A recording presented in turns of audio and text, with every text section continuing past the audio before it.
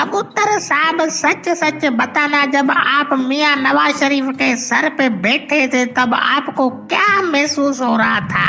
जनाब सच बताऊं, जब मैं पहली मर्तबा जलसे में उड़ता हुआ मियां नवाज शरीफ के सर पे बैठा तो मुझे बहुत डर लग रहा था कि कहीं मेरा पाँव ना स्लिप हो जाए। एक तो मियां साहब के सर पे तेल ज्यादा लगा हुआ था, दूसरा उसके सर पे बाल बिल्कुल भी नहीं थे। इस वजह से मेरे पाँव बार बार स्लिप हो रहे थे।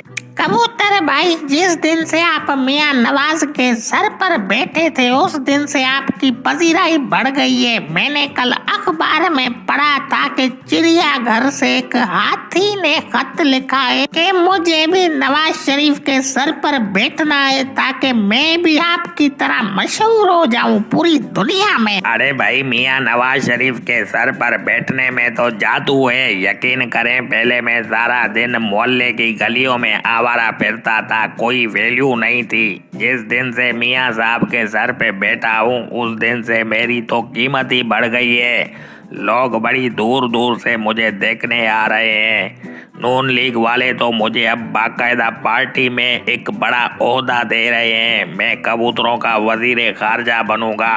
और बड़ी खुशखबरी की बात यह है, मैं इलेक्शन भी लड़ूंगा नून लीग की तरफ से। भाई कबूतर भाई, ये तो बताएं, मियां साहब के सर पर बैठने के बाद नून लीग वालों ने आपकी कीमत कितनी लगाई है? अबे भाई, नून लीग वालों ने मेरी 7 करोड़ रुपया कीमत लगाई है। मियां नवाज शरीफ साहब के सर पर बैठने के बाद मुझे अब सुकून नहीं मिल रहा। मेरा दिल कर रहा है मैं उड़ता हुआ लंदन चला जाऊं जिस तरह मियां साहब चले जाते हैं। मैंने तो सोचा भी नहीं था कि मेरी वैल्यू इतनी बढ़ जाएगी। मेरा पाकिस्तान के सभी कबूतरों को मशवरा है, अगर आप भी अपना मुस्तकबिल बनाना चाहते हैं तो तैयार रहें। जब भी नून लीग का जलसा हो आपने सिर्फ उड़कर मियां साहब के सर पे बैठना है, आपकी भी मौजें हो जाएंगी। फुल प्रोटोकॉल दिया जाएगा आपको। मियां साहब के गंज पे बड़ा बख्त है भाई। अच्छा कबूतर भाई, मैंने सुना है मियां साहब के सर पर बैठने के बाद आपके पीछे नेब वाले पड़ गए हैं, क्या ये बात सच है? हाँ भाई, उस दिन जलसे में नवाज शरीफ के सर पर बैठा, जैसे जलसा खत्म हुआ नेब वालों ने मेरा पीछा करना शुरू कर दिया। रात को मैं अपने घोंसले में सोया हुआ था, 12 बजे का टाइम था। मेरे घोंसले के अंदर सब नेब वाले पहुंच गए।